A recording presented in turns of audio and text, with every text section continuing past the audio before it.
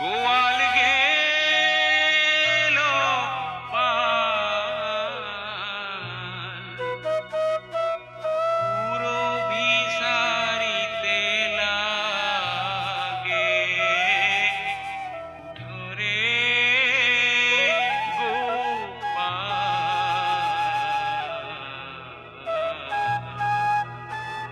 हीरोलोनु लोयो हिंगावे तो बेनु अकाले मेलियो पथ हेम्बेलावे। कल इस आंदोलन की शुरुआत बंबई के मैदान से होगी। अब आज क्या हुआ है इस बात की तो कोई खबर ही नहीं है। ना जाने कितने दिन तक इस सुनेपन को महसूस करेंगे हम लोग। मुझे हर बात के लिए मजबूर कौन करेगा? मुझे बेवकूफ कौन बनाएगा? और वैसे भी ब्रिटिश जज तो ये सोचकर ही बैठे हैं कि जिस पर क्रांतिकारी होने का जुर्म साबित हो जाए और अगर फांसी नहीं तो कम से कम काला पानी ही भेज दिया जाए।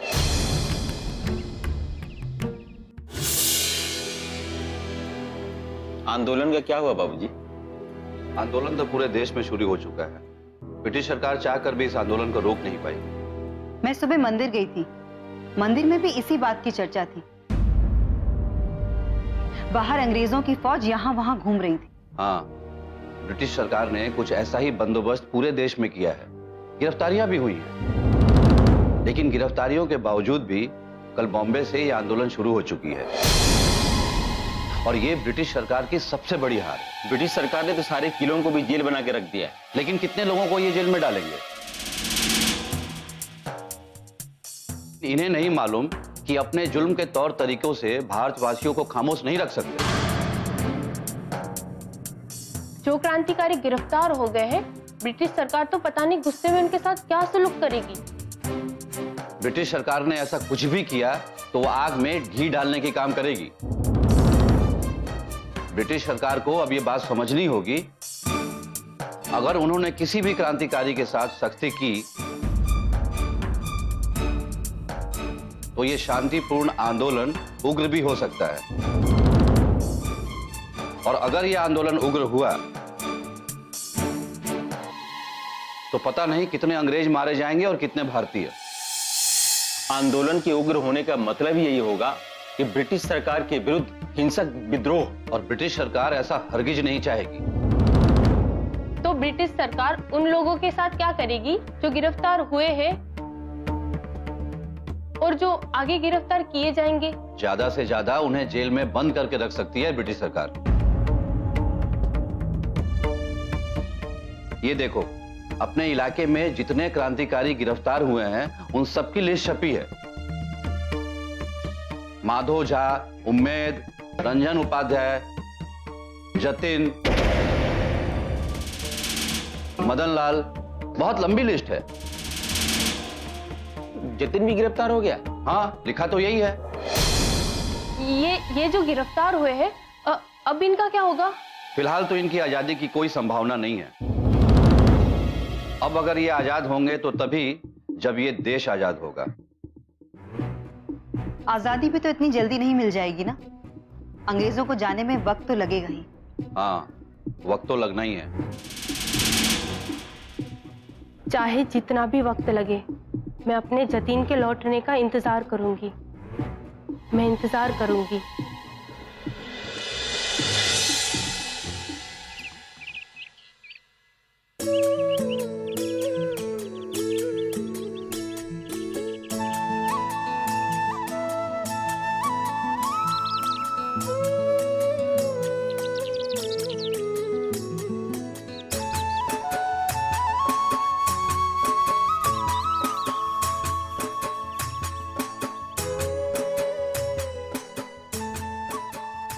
बिना बेटा, ये है हमारा नया घर। बाबूजी, ये कितना अच्छा घर है। अभी मुझे अस्पताल को जाना होगा कुछ मरीजों को देखने। अरे हम अभी अभी तो आए हैं और आप अभी जाने की बात कर रहे हैं? बेटा अस्पताल की टाइमिंग होती है, मेरे ना आने से किसी मरीज को कुछ प्रॉब्लम हो सकती है, इसलिए अभी मुझे जाना पड़ेगा। मैं थोड़ी देर में वापस आ जाऊंगा। वैसे आपको ड्यूटी तो कल से ज्वाइन करनी थी, फिर आज यूं अचानक क्यों जा रहे हैं? ऐसे ड्यूटी तो मुझे कल ही ज्वाइन करनी थी, लेकिन कुछ मरीजों को देखना है। ठीक है, आप जाइए, मैं और बीना घर का सारा सामान ढंग से रख देंगे। ठीक है।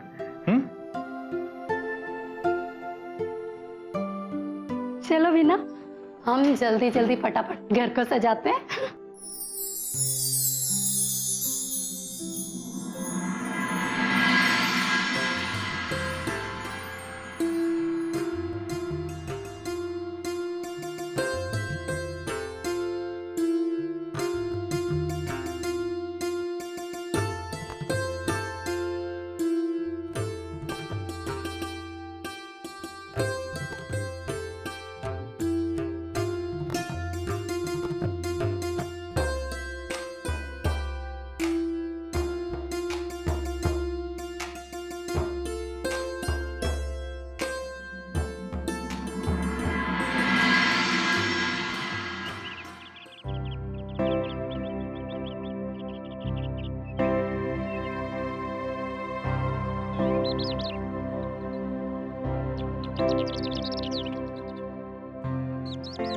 बेटा मन लगा के पढ़ाई करना। जी बाबू। संभाल के।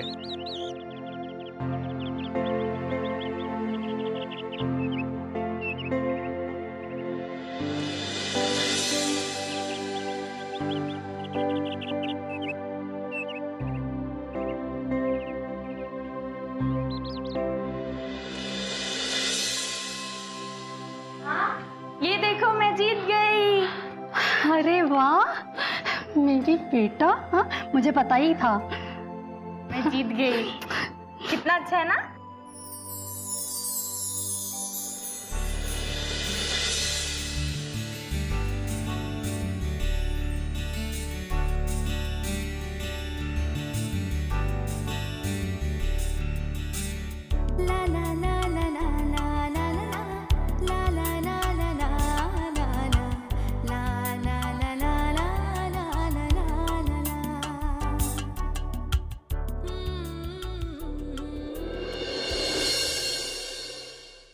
अरे बिना, कहाँ हो?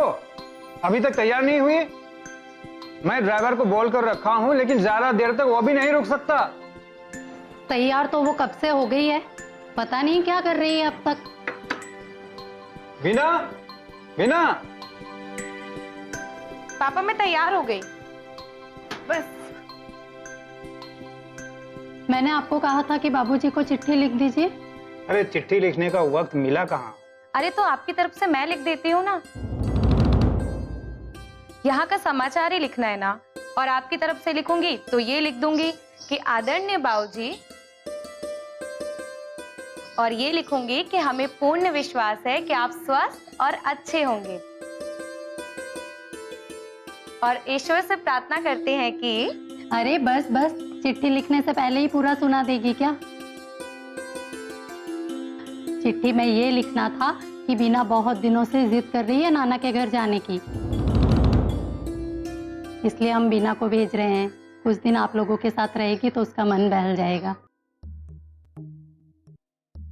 हाँ समझ गई। आगे ये लिखना है कि बीना का अच्छे से ख्याल रखना, है ना? थोड़ा लिखना, ज्यादा समझना। मैं ये सब रास्ते में लिख लूंगी। अच्छा वो सब छोड़, और ये देख, रास्ते में खा लेना और अपना ध्यान रखना। और आप ड्राइवर से कह देना कोई कस्बा देखकर गाड़ी रोककर पानी का इंतजाम कर ले। हाँ बाबा बोल दूंगा, आप चलो भी। जी बाबूजी।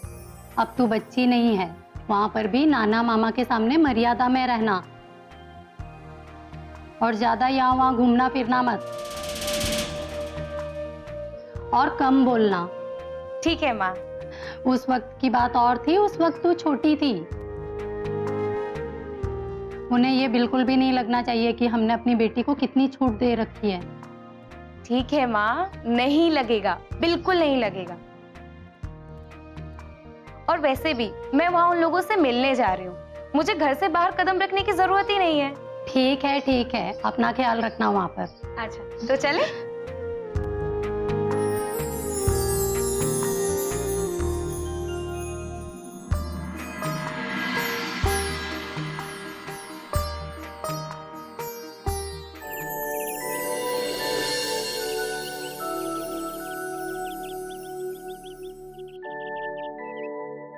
माँ जी, आज तो बस तैयारी कर ही लीजिए, कोई ना कोई तो आज जरूर आने वाला है। तैयारी मुझे क्या करनी है, तैयारी तो तुम दोनों को करनी है। घर को अच्छी तरह से साफ सफाई करके व्यवस्थित कर लो और घर में नाश्ता वगैरह ला कर रख लो। 2 दिन से काका महाराज भी तो बोल रहे हैं। मेरे हाथों से बर्तन छूट रहे थे तो मुझे लगा कि मेरे मायके से कोई आने वाला है, लेकिन आपके हाथ से लोटा छूटा है तो ऐसा लग रहा है कि ऐसा कोई आने वाला है जो हम सबका प्रिय है। जब से काका महाराज ने आकर बोलना शुरू किया है, मुझे तो बस बीना की याद आ रही है। याद तो हमें भी आ रही है माँ जी। इसका मतलब तो ये हुआ ना कि कागा महाराज ने बोला नहीं कि उसकी याद सबसे ज्यादा आने लगी, जिसे हम बहुत मानते हैं। हाँ, याद दिलाने का काम भी वही करते हैं। अब पता नहीं कौन आने वाला है, इतना तो पक्का है कि कोई ना कोई जरूर आने वाला है।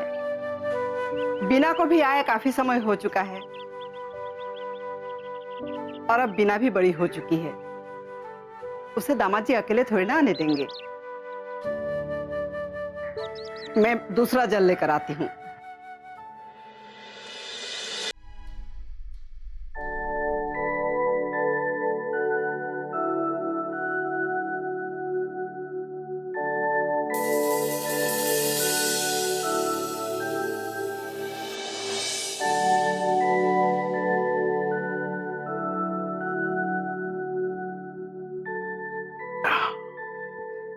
दो दिन से इस घर में इशारे मिल रहे हैं कि कोई ना कोई आने वाला है। माँ, बाबूजी, देखिए मैं किसे लेकर आया हूँ। अरे देखिए देखिए। नानी, अरे बीना। बीना, जीते रहो बेटा। मामी, कितनी बड़ी हो गई है तू। नानी। अरे कितनी बड़ी हो गई है, देखते देखते समय का पता ही नहीं लगा। चलो चलो बैठो बैठो बैठो बैठो। हम अभी तुम्हारे बारे में ही बात कर रहे थे। मैं इनसे कह रही थी कि जाकर बीना को ले आइए। तुमने आने की खबर ही नहीं दी, पर हमें पता था कि तुम आने वाली हो, जैसे कि हम तुम्हारा ही इंतजार कर रहे थे। लेकिन तुम इसे लेकर कहां से आ गए? हमारे अस्पताल से एक मरीज को लेकर एम्बुलेंस वहां गई थी। उसी एम्बुलेंस में जीजाजी ने बीना को यहां भेज दिया और मैं ड्राइवर को भी जानता था। एम्बुलेंस में तो बीना अस्पताल तक पहुंच गई और वहां से मैं लेकर आ गया। रास्ते में कोई परेशानी तो नहीं हुई बीना बिटिया? नहीं नहीं नानी जी, ड्राइवर बहुत अच्छे थे और वो मामा जी को भी जानते थे। उन्होंने मेरा पूरे रास्ते ख्याल रखा।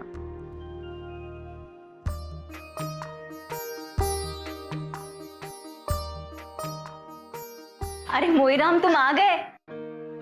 देखो, मेहमान पहले ही आ गया। अरे बीना बिटिया तो हमारे घर की बिटिया है, मेहमान थोड़ी है। अच्छा हुआ बीना बिटिया आप आ गए, हम सब आपको याद कर रहे थे। पता है, आपका वाला कमरा ना हमने बिल्कुल साफ सफाई करके रखा है, जैसा आपने मुझे सिखाया था। अरे बड़ी मामी कहाँ है?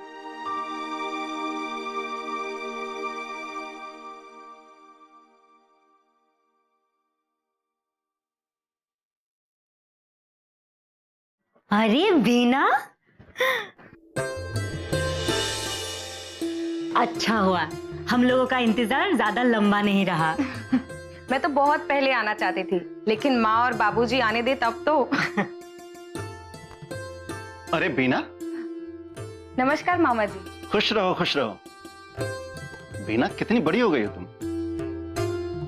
और ये अचानक कैसे आना हुआ, कोई खास बात?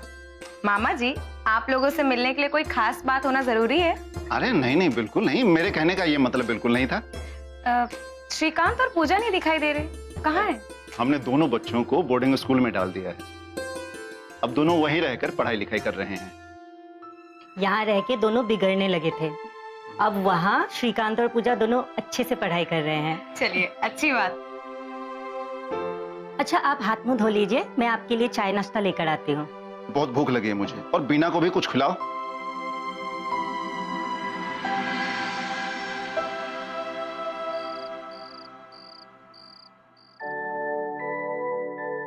नारियल का तेल बालों में रोज लगाना चाहिए। देखो तुम्हारे बाल कितने कड़े हो गए हैं। नानी, इतना लंबा सफर करके आई हूँ और बाहर धूप और हवा भी कितनी तेज है। वैसे नानी, रूमा मौसी के घर में सब लोग कैसे हैं? सब ठीक है। और रामेश्वर मामा क्या करते हैं? अब उनकी भी शादी हो गई है, बागान का काम वो ही संभालते हैं अब। अरे वाह। और वो मामी, मामी कैसी हैं? जब खुद मिलोगी तो पूछ लेना। सब कुछ देख समझ कर शादी हुई है। लड़की अच्छी है और समझदार है। रूमा मौसी की शादी कहाँ हुई?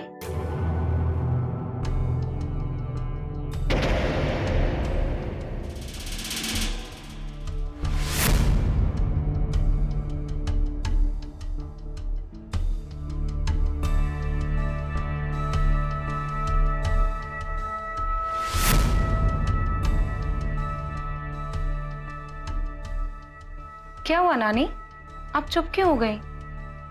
रूमा मौसी की शादी नहीं हुई क्या? नहीं, शादी क्यों नहीं होगी? शादी हुई है। कहाँ हुई है और किससे हुई है? उसका नाम क्या है? तुम अब भी ऐसे ही सवाल करती हो जैसे बचपन में करती थी। अरे अब तो तुम बड़ी हो गई हो, अब तो सवाल कम किया करो। कभी उनसे मुलाकात हुई तो खुद ही पूछ लेना। तो ठीक है, कल मैं सुमित्रा नानी से खुद मिलने जाऊंगी। माँ जी, मैं घर का काम कर लेती हूँ, आप लोग बात कीजिए।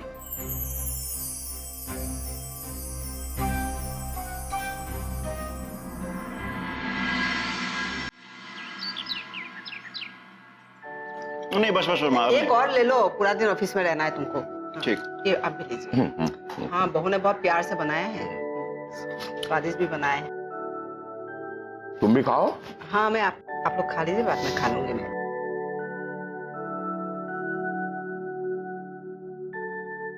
अच्छा बनाया ना? जशोदा, उस घर का माहौल कुछ ठीक नहीं है।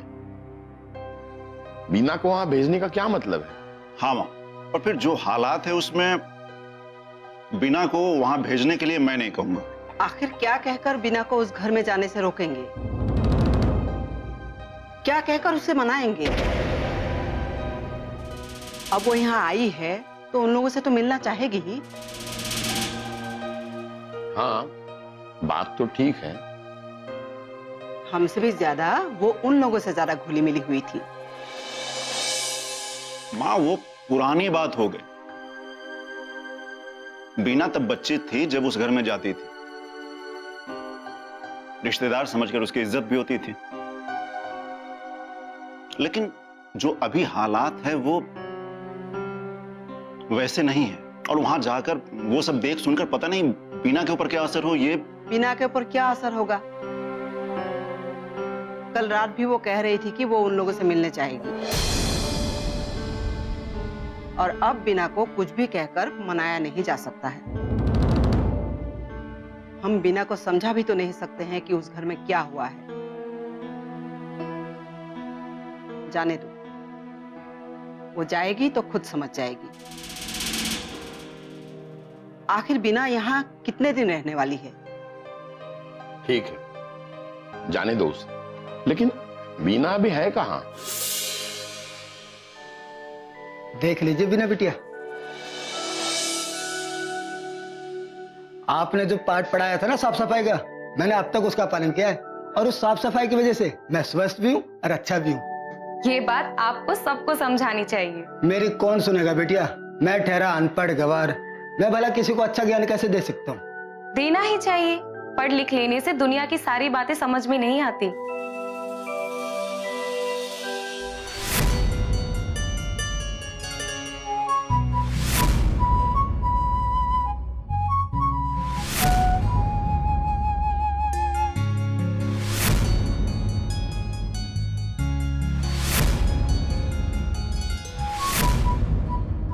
क्या हुआ बिटिया?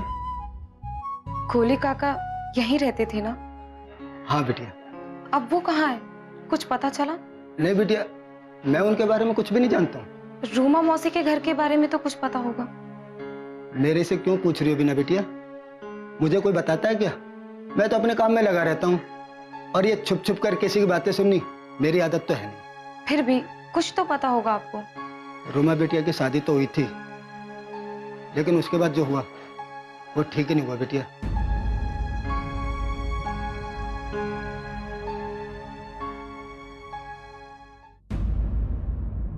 रूमा मौसी की शादी के बाद ऐसा क्या हुआ जिसके बारे में मैं किसी से भी पूछती हूँ तो वो उस बात को टाल जाता है? तुम रामेश्वर से रूमा के बारे में क्या बात करवाना चाहती थी? जी वो ये सिफारिशें करना बंद करो। तुम जानती हो कि मेरे फैसले नहीं बदलते। एक बार जो मैंने फैसला कर लिया सो कर लिया। बहुत कुछ जानती हूँ मामी। रूमा मौसी को ही नहीं, मैं जतिन को भी जानती हूँ।